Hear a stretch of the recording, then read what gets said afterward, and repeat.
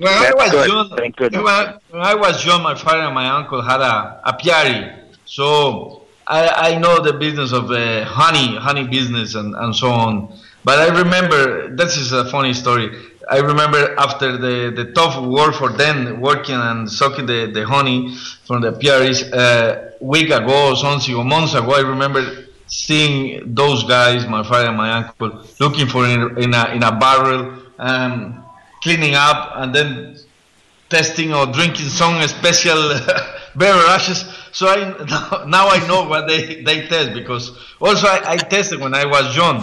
So yeah, meat is coming is back to my life. But now I'm as an adult I can drink.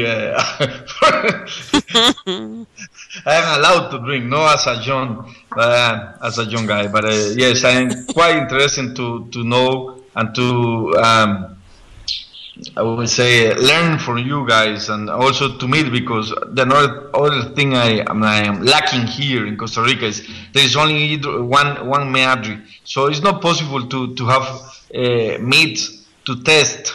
So I am doing my meats, but I don't have a tester or a control point. So that is important for me to develop a net with you guys to have the possibility in the future to have some med orders back to Costa Rica, or I would say brought to Costa Rica, sent to Costa Rica, in order I can test and you know. Oh yeah, get samples. Yeah, I think we could probably arrange something. Email me at GotMead@GotMead.com, and I'll introduce you to some people, and we might be able to arrange some things. We can share also, and if you accept my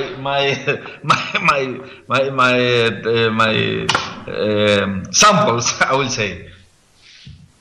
Yep. Okay. Sounds like you would be a perfect candidate to be going to the Mazer Cup. Yeah, you need to attend the Mazer Cup. Yeah, I think you need to attend it more than I do. next year. There you go. Yeah, don't think that's going to get you out of getting a passport there, AJ. Yeah. So, all right. So yeah, John, look, you're bringing them in internationally. Is that cool or what? Nice. Yeah, that's great. And from the other end of the country, and not Canada. Yeah, it's wonderful. Yeah. So if you need somebody to mule some stuff down there, just let us know, because they're heading down. They're heading to Costa Rica at the end of the month. So okay, yeah, we'll there you go. Touch. There you go, Luis. I'll connect you and John after the show. Email me with your email address, okay? And, wonderful. Yeah, and I will connect you and John, and perhaps you and John and his wife can make some arrangements to have you try some of their mead. They make excellent mead, so. Oh, absolutely. Wonderful. Yeah. Cool. Thank you. I will appreciate. Yeah. Yeah, cool. Yeah. Yeah, and also I can contact me, because I am 35 kilometers from the international airport. You are going to arrive, and we have nice cloud forest nearby. Just I would say 20 minutes from home or so on. So let's go make a trip here, and I will show you. I will be your guest to show you Costa Rica. Tour guide. Tour guide, yeah. There you go. Sure. There you go, Mead John. and a Piari guy. Oh, and he works for Mead. Yeah, there you go. I gotta love it. So, John, what are you doing? Since Keim was, well, I mean, he had a good idea, but it kind of took the life out of the honey, with all the stripping and straining. So, what did you end up moving to? What are you guys doing for filtration now? Yeah, well, we use a standard filtration protocol. We're going through a plate and frame. We don't ultrafilter at this point, or microfilter. To remove those proteins, we found that bentonite works really well for that. Okay. Sometimes you have to do some bench trials, but typically it's probably like 3 to 4 grams per gallon, rather than of your finished product, rather than the standard 1 to 2, because honey does have protein in it from all the good stuff that bees do. Bee poop. Yeah. Well, extracting, you get royal jelly in there, pollen and bee parts, and we get honey typically right from the beekeeper. So it's minimally filtered. There's wax and bee stuff in there, bee wings or whatever, bee parts, and so you got to get that out of there. But all that creates protein, and that you got to get out, and in order to keep it stable. So. Okay. So, what do you guys got going forward? I mean, you've got quite a spread. I was looking at the website, and it's been a little while since I've hit the website because I just go there and then I feel sad because I can't get your mead, so I leave again. But I'm figuring this out. I really am. I know you guys ship to Michigan. You ship to Michigan, don't you? No, can't. No? Michigan. That's right. Prohibits. Yeah. Well, darn it. Yeah. Okay, I'll figure something out. I may have to take the ferry over to Manitowoc or something, just to get mead. Yeah. Anyway, so I saw you have quite a spread of stuff. I saw the strawberry. Totally got to lay my hands on some of that. But what's coming up for you guys? You've got the launch this summer for did you say your 20th or 30th wedding anniversary? 20th. Mead anniversary. Meadery anniversary. Yeah. Cool. That's so cool. That's for the spirit. So what else is on the horizon that people can be drooling after?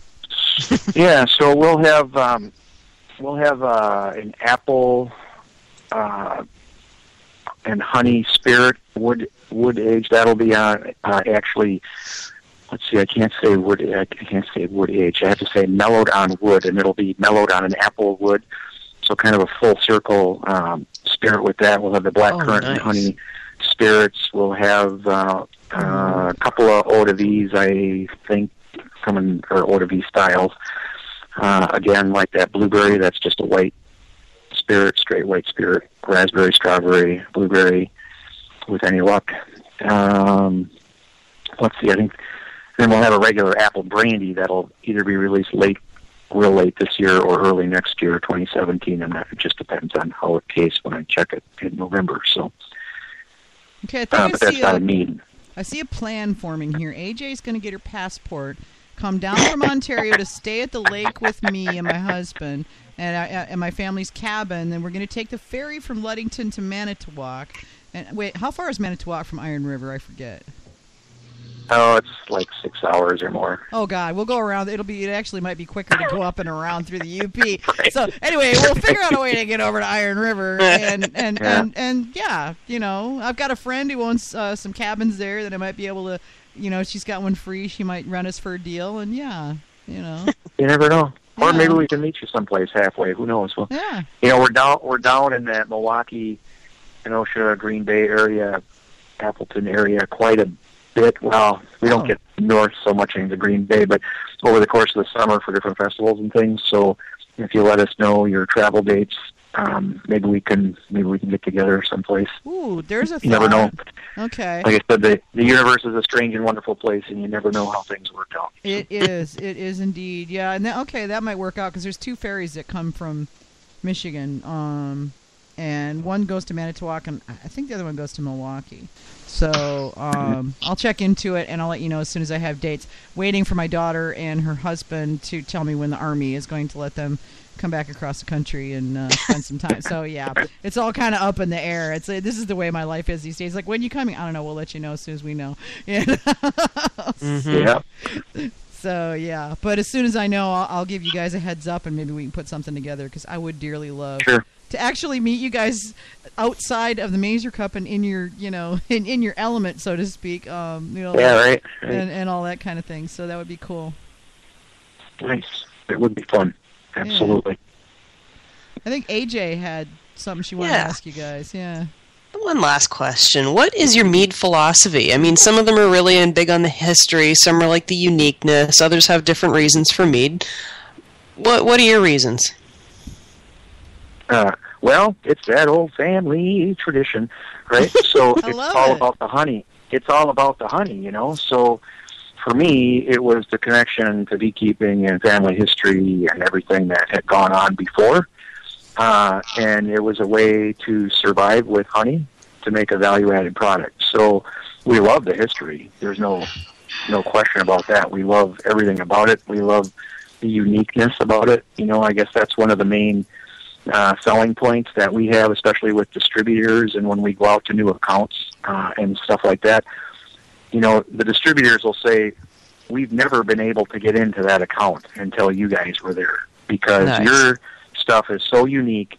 It opened the door. We sold your stuff, and then we were able to go back and sell the rest of our book in that particular wherever. So, cool. You know, just the fact that it's unique and just trying to make something that's really a world-class product. You know, I mean, that's all. We didn't even submit anything to a competition for 5 years because I didn't think it was good enough. I know I had to come and ride your butt to get to come to the Major Cup. I'm like, when are you coming? He's like, we're really too busy. And I'm like, seriously, you're telling me that? You know? After I've only gone on and on and on and on and on about you guys till everybody was sick of hearing it, you know, for like 20 years now. Yeah. Well, a lot of that, you know, this last hiatus has been because we've been so focused on the Wisconsin Winery Association, too. I've been president and vice president and a board member of that group for probably 12 or 13 years, and just recently, about 2 years ago, got off the board there because I just needed a break. But you only juggle so many balls there, John. Yeah, so it's there's been a lot of things going on, but yeah, so that's kind of the Mead philosophy. You know, is that it's not strictly about the history. It's not strictly, you know, I guess it's about the honey, and it's, you know, we're honey folks. I'm a honey guy. It's, you know, it's been in the blood. You know, it comes through our veins. It's just, and if I thought I could serve more than one queen, I'd probably have my hives back in a heartbeat. But Kim would probably emasculate me if I did. So. Strap you to one of those hives and then shake it really hard, you know.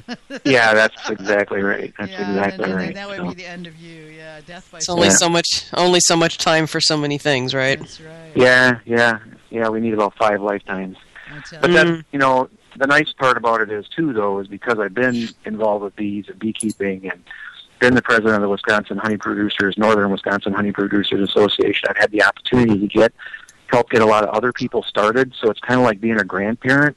You know, now I can go over there, I can stick my head in their hives, I can, you know, play with their bees and have fun and offer unsolicited advice and tell them how to do things that they ignore and all that kind of stuff. And then at the end of the day, I can put the cover back on and walk away and leave them to deal with it. So that's okay.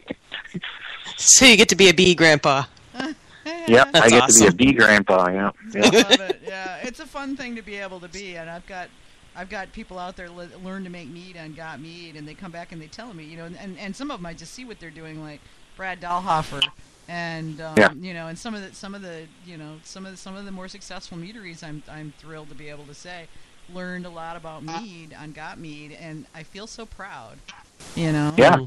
Because I've contributed something, and look at what they've done with it. I mean, they're so amazing. Well, you're like the you know, the person in the family that everybody goes to get their information. You know, it's like, you know, great grandma or whatever. You know, so make sure you're hanging around for a while because we'll all be lost if you decide to. It was a near thing there last November, but yeah, I'm working at it. I'm working at it. So. Yeah, and you know, though, and I admire so much the things that Brad has done and that Michael has done and Mike Fall has done. I mean, all those guys, they just, you know, they put their heart and soul into this thing, and they've helped people along the way, and they, you know, it's just like I was talking about before. Either you stand together or you die alone, and they have been the epitome of that in the meat industry. You know, they've done such a fabulous job, and you have done such a fabulous job, and I put you right up there on that pedestal along with the rest of those guys because they've really stepped up to the plate and done what needed to be done. So cool. Or did what needed to be done. We're all in this together, you know. I mean, this is a revolution that we're only going to win if we stick together. That's the thing. So, and I think so far we're fighting the good fight. You know, I mean, we've made a lot of progress, and yeah, we may only be a tiny little drip in the bucket of wine, you know, that they lump us into, you know, at the federal level, but we are, by gosh, you know, I think kicking and screaming and clawing our way out and into the limelight. You know, I mean, I think we're doing okay. Yep, absolutely. We just saw an article from the UK. I wish I could give you the source on it right off the top of my head. Email me later. Yeah, mead is one of the new trend. I mean, it's the trending beverage in the alcoholic beverage industry now. So Nice. I'll have to hunt. Go figure. If you find that, email it to